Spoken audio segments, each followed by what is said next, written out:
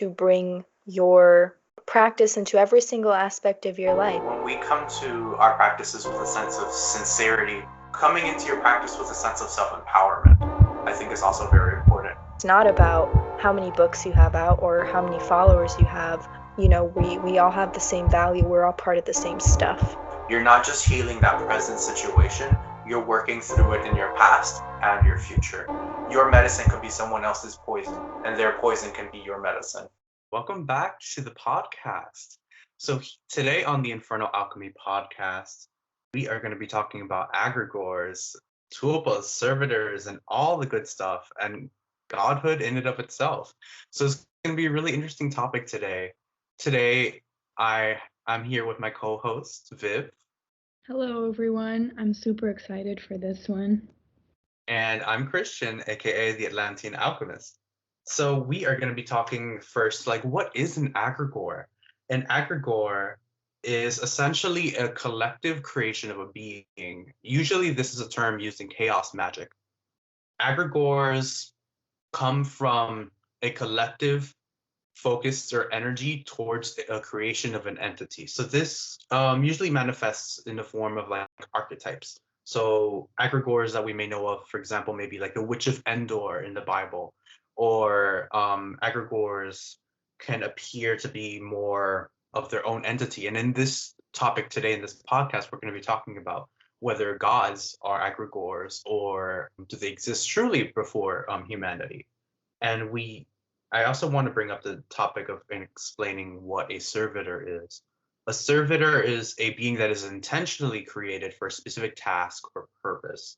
They can be your familiars, but usually a familiar is an actual spirit given to you by a deity or some sort of higher being. Could be like a demon lord, such as like, I know Belial gives out a lot of familiars, and he's known for that, and many of the kings.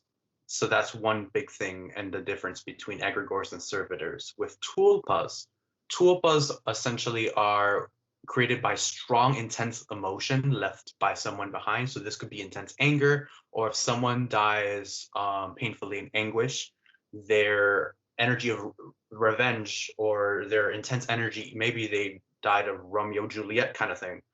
That kind of energy and that emotion creates an entity, a sort of carbon copy of themselves that carries out that energy and that emotion to its completion. So those are the differences. I just wanted to make that clear before we start talking about egregore, so you don't get confused with the terms that we're going to be throwing out here and there. But I'll let Viv start us off. So one thing that this really made me think of when you mentioned tulpas is that, quick story time here. I was at a mall in San Antonio, and I went into this mall. The first floor was fine. I went down to the bottom floor, and the energy felt absolutely horrible. I could tell there was something there, and I am more clairsentient than anything, so I feel out energies pretty well. And then this energy followed me all the way back home, and I looked it up, and it turns out that there was a very gruesome elevator accident there where an employee had died. A very not so nice death. I'm not going to say it here because this isn't a gory podcast, but just know it was bad.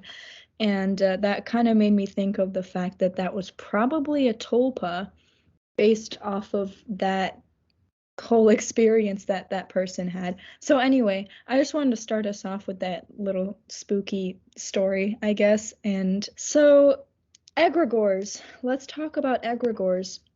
Now, I read a pretty good book not too long ago called Egregores, the Occult Entities That Watch Over Human Destiny by Mark Stavish.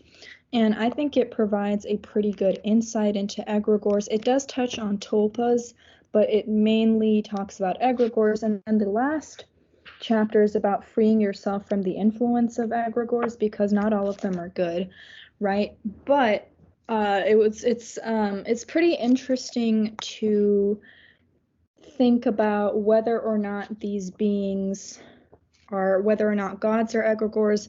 I know we were going to touch upon whether Satan is an egregore or the whole idea that Satan is an egregore. And my personal theory is that some beings, such as perhaps Satan, will start off as an egregore, but as they gain, you know, more and more energy, more and more worship, more and more just power, they'll kind of become their own conscious sentient being. So that's kind of my personal theory on Satan. And I think I was talking to Christian about this earlier, where that was kind of what I was saying is my personal theory.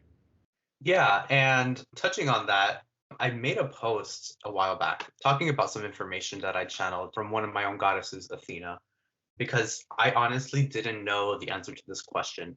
I think I didn't want to know the answer to the question because it leaves sort of this weird existential crisis of like, what is my own destiny? Am I an egregore?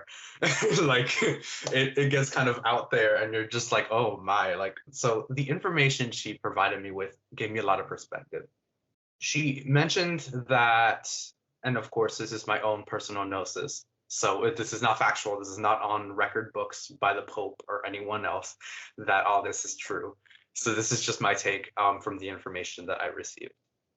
She mentioned and brought up the awareness that they are all forces of nature. They have always existed as forces of that hold the world together and are sort of like the guardians that preserve order in creation. It's the shape and the name that they have taken or have been shaped by humanity. She mentioned that the gods are so heavily influenced by the cultures of humanity that they were given name and they were given shape to what we know today as they are. And it made me wonder if, where you think, especially in paganism, where you're looking at, all these natural forces with animism, and those things sort of taking a personifying form because of us.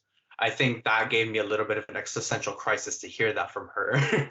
And it was a very interesting thought, to say the least. And she mentioned that humanity had given so much to them. Why wouldn't they want to give so much back to what has shaped them to who they are today? And I think that's why they're such strong guiding forces. So I want to say that they're both an egregore, but not based off that description that she's given me. And I did actually discuss the matter of Satan with her, which I didn't put publicly, but she brought up the awareness that Satan's birth came from the rejection of Abrahamic religion. It was the desire to not conform, that he was created from that desire. So he is the literal antagonist of organized religion that was birthed and made into his own being as a godhood as he is today. And I think it actually built on Viv's theory.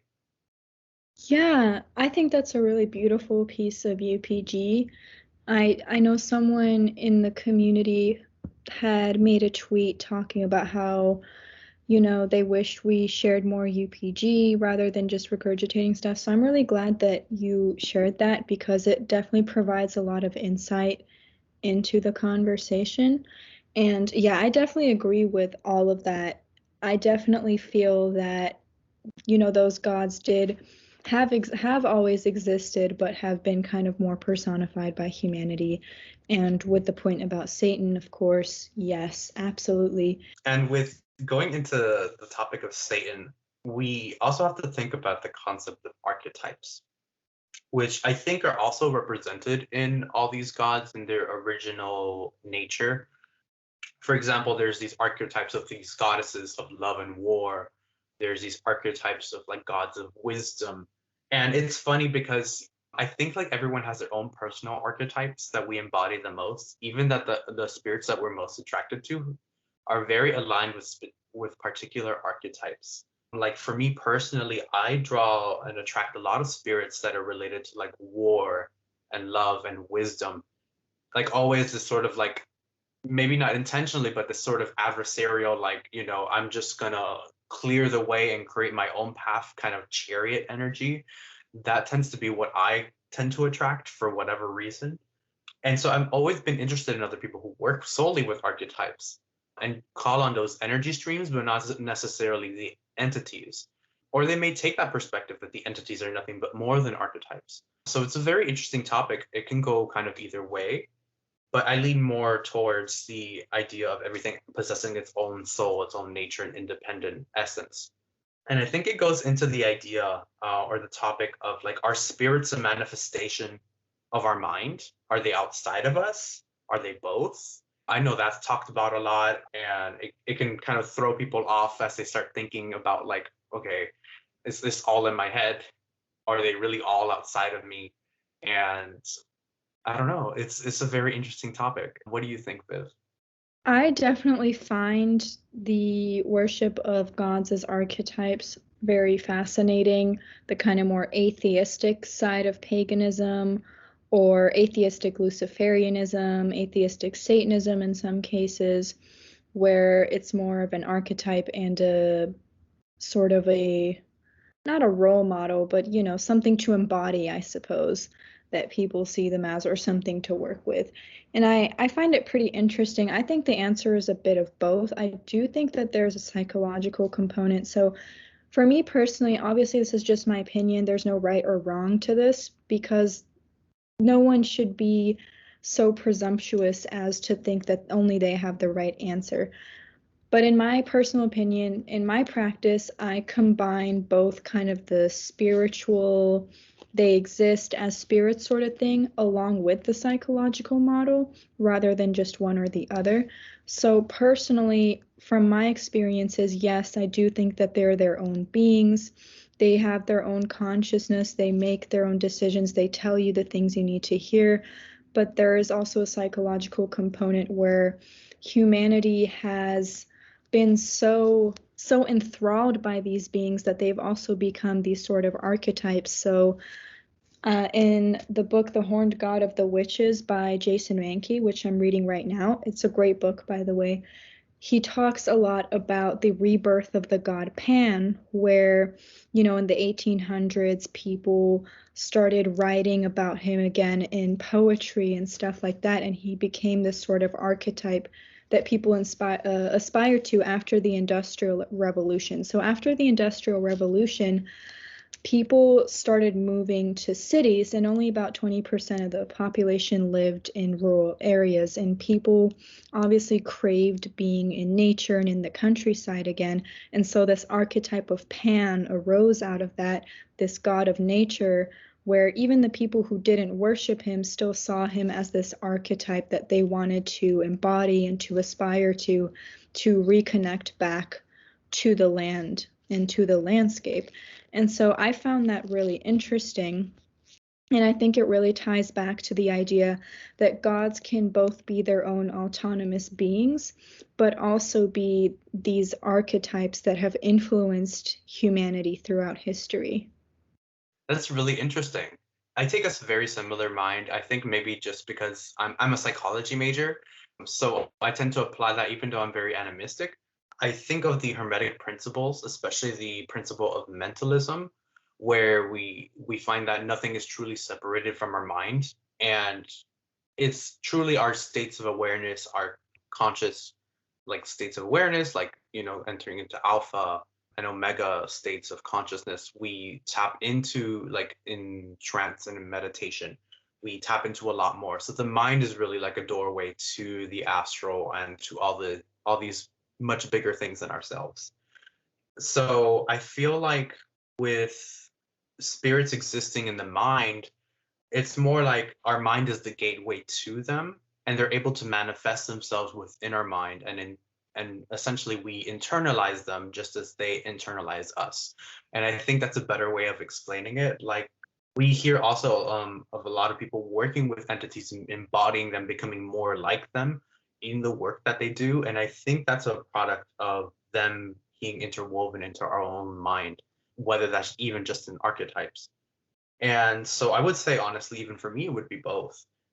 I think, like, for example, there's the concepts of invocation and evocation, where we can invoke a spirit within ourselves, or evocation where we evoke them outside of ourselves. So I think there is this sort of dance that they do with us. And I think for me personally as well, I find that by connecting with them within, you have a better idea of who you're dealing with. especially if you're working with like imposter spirits or anything like that. I think feeling them out internally gives you a better idea of what you're actually dealing with instead of just focusing solely on the external. That at least gives me a clear indicator of like if I'm dealing with something that isn't what it says it is. And then honestly, this goes into our topic of like the idea of like God self. Can you become a god? Are you already a god? And the idea of like true will. So, do you want to start that topic, Viv? Yeah, absolutely. So throughout these years, since the beginning of my practice, not the very first year, but once I started kind of learning things and shaping my view of the world, I always felt like we were all part of this one energy, if that sort of makes sense, this sort of divine energy. So I believe the divine is within all of us. Whether or not I think you can actually become a god, I guess that really depends on how you define a god and what a god is. Do I think we're all already part of that, of divinity? Absolutely, yes. So if that's how you define being a god, then I would say we already are. So yeah, I guess for me, it's yes and no, kind of like with the last topic. It's so nuanced. Nothing's black and white in this kind of area, I guess. That's very interesting. I think most of the answers to these questions are very much of a blend. When I think of godhood, I think of two things. I think of the idea of embodying the highest version of yourself. I think of the idea of having very clear awareness of what your own dominion is around your own life, like a lot of self reclamation, a lot of self discipline, and self mastery. I think that that's part of achieving godhood for yourself. At least that's the visual that I receive when I think of someone tapping into their God self. And in a way, that's aligning to their true will, becoming more of who they are, like in every level of their being, in their works, in their ways, and in their actions. There's the other idea of godhood where it's like, and I've kind of seen this as well in some communities. So I've heard of this where there's someone who does self-deification sacrifices. So they like literally sacrifice like an animal or something. And then they like make that sacrifice to their own spirit to make their spirit stronger. And it's like the weirdest concept to me. Like it doesn't quite make sense to me, but it's like creating an egregore almost of yourself in that sense. It gets really complicated. I'm still trying to wrap my head around it, honestly. But there's that kind of godhood that also comes to mind, which I can't really say is ethical or accurate to say the least. There is those who definitely want to become a god, but I just feel like that's from a sense of like losing perspective with their own humanity. And it's important, especially for people who are practicing magic, to have a very balanced perspective, to not to be so up there in the clouds and not to be too grounded either. Because when you're too your nose in the books, too factual, and not being creative enough to allow your own wisdom to pour through and feed back to these systems that have nurtured your practice, I feel like that's a deficit. And then the opposite is true where you're too up there and enough, like, books don't matter. And you're so focused on this idea that, you have the truth because, an angel came down to you in a dream and told you all of this. And now you wrote it in a book and you're the said author and no other book matters, or whatever the case may be. Like you need to have that balance. And it's what's interesting about all these questions that we've kind of brought up today is there's everything has sort of a middle ground. And I feel like it's that blending of ideas that really brings out the truths. But really, no one really has a full set answer for these questions. But just even asking these questions makes you think about your own existence. How do you exist in the multiverse and in relation to the gods? And in this podcast, I just wanted to bring forward those ideas, those make you guys think a little bit more as we go into further topics. But those are definitely would be my takes on the matter. I think really our purpose in and of itself is to embody more of our truths embody more of our own godhood of what is that spark of divinity, and to follow our true will. And the true will may not always be a candescent desire that comes up, you know, like the desire for Hershey's chocolate bar is not necessarily your true will. Your true will tends to take on more of this grandiose, bigger scope, usually tied with the higher self of what you seek to achieve, or on bigger scales that nourishes your spirit on all levels. I mean, who knows? Maybe that candy bar leaves a whole like life lesson for you. Who knows? You find maybe the golden ticket to Charlie Chocolate Factory. I don't know. But sometimes we're led in very mysterious ways. Charlie definitely followed his true will when he bought that candy bar. But like 100%, I agree with everything you said just now. I find that on the left-hand path, some people might take the whole become a god thing very literally rather than in a true will kind of sense. Like that animal sacrifice thing that I don't know. Definitely not something I would do. I'm not saying animal sacrifice is necessarily bad because it is part of tons of religions, tons of traditions around the world, but when it's done in a way that's wasteful or just cruel, I don't personally agree with it. But regardless, that does kind of remind me of like Ascend to 5D, except like flipped, you know? You go from a light worker to an abyss worker. But yeah, absolutely. I think following your true will, that whole concept of becoming a god could definitely be applied as following your true will, and of becoming the highest and best version of yourself and self-actualization.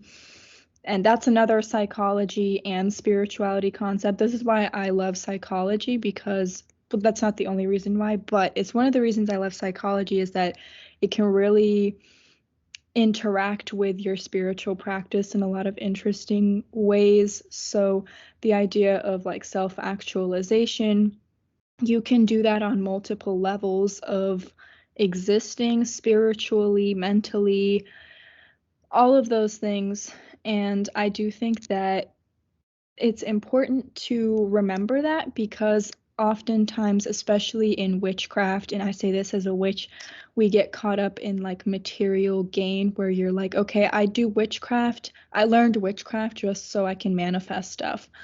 And I see it a lot also in like new age spirituality online, where there's this obsession with manifestation. There's nothing wrong with manifestation or material gain, but people often forget the whole point of everything with like following your true will, self-actualizing, becoming the best version of yourself, with, you know, working on yourself and changing for the better and learning all these lessons along your path. That's the best part of spirituality and of the occult, not necessarily manifesting material things, even though that's cool. It's not the only thing that you should be striving for at all. And I do think that if your spirituality only consists of manifestation, there's not a lot of substance to it. And I'm not saying that as like an insult, but I am saying that it might be a good idea to look into actually, you know, working on, even if it's just to find peace, right? That's more than just using these sacred practices just to gain something and nothing else. And as always, I come in with my opinionated hot take of the day. That's great. So it made me think also as well from what you were saying, the idea that I feel like manifesting things like materialism and things like that. I feel like it has a place in our true will because of the idea that you don't always get what you want, you get what you need. And sometimes when we manifest things and it doesn't turn out our way, what it does is it helps us to refine what it is that we truly wanted in the first place, or to be very more specific. So I feel like even if you're focused solely on materialism within your spellcraft, I feel like it opens you up to eventually going towards your true will by honing and refining your intentions and slowly being led in the right direction. Because once you have that experience, you're just like, oh, I thought this is what I wanted, but it really wasn't what I wanted all along. So, for example, I used to work at a crystal store. So the only crystal store in my area was the only place I ever wanted to work. I finally manifest a job there, only to find out it's a whole very toxic environment, not what it is for the customers that come in there. And it has all these kinds of works. Not working there was working there was a completely different experience than to being a customer there. Like, and I literally mean it. Like, for example, I had a lady come in. This is a normal new agey crystal shop, so this doesn't have anything like magical. So this one lady comes in and she tells me that she's looking for like a candle or something to like curse her like son's wife or something like that, because she's saying that she's like promiscuous and like leading him astray, and like this woman wants to steal her away from the family. And like it was crazy. And I'm just like, here's a double reverse candle, like try this. I'm just like, it was a really weird experience.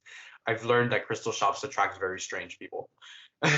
But this is an example of like you manifesting something you think is your true will, something that you want, and it turns out it gives you awareness to what you really do need. So that's been my experience with that.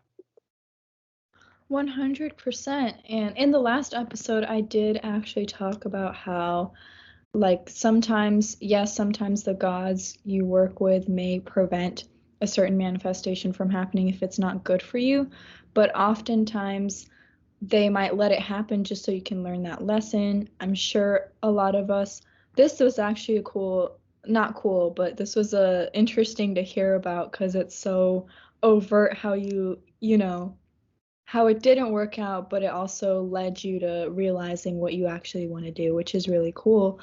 On a smaller scale, I guess most of us have experiences as teenagers where we tried to do a love spell and it backfired, or we hexed irresponsibly and we kind of learned our lessons on that. But in terms of love, for example, let's say you manifest someone who turns out to be the wrong person for you, but then they always say whenever you break up, they're always like, oh, it'll be good in the end. And that's actually really true. While it happens, it sucks. But then it actually does lead you to a different path, maybe to the right person, or maybe you find you want to do your own thing, or I don't know, whatever you want to do. Yes, whenever beginner witches, I'm kind of jumping around here on topics, so I'm really sorry about that. But for example, when beginner witches are kind of doing these little spells and we're trying to warn them, yes, we should warn them if what they're doing is dangerous. But when it comes to manifesting certain things that they may not be ready for, sometimes that's a lesson that they have to learn. I know it's been a lesson I had to learn through my path, not even just as a beginner, even now, even though I'm not throwing out love spells or random hexes. I'm not, a teenager anymore. But there are still times where there's no way of you knowing that it's not going to work out. But when it doesn't work out, it'll lead you on the right path to closer to your true will. So yeah, that's my take on that. Yeah, and I think we're about ready to wrap this up. Thank you guys so much for listening in. We discussed everything around godhood, the god self, egregores, tulpas, even servitors, and all of that coming back to our true will. You can also check out our work. We're both on YouTube, me as the Atlantean Alchemist, Viv as the Lunar Faery Witch. You can follow us on Twitter and Instagram. Any last words, Viv? Yeah, this was a really interesting conversation. I was super excited to talk about this, and I was not disappointed. I hope you all enjoyed listening to this as much as I enjoyed talking about it, and I hope you all have a lovely day and a lovely week. Bye, everyone. We'll see you in the next episode.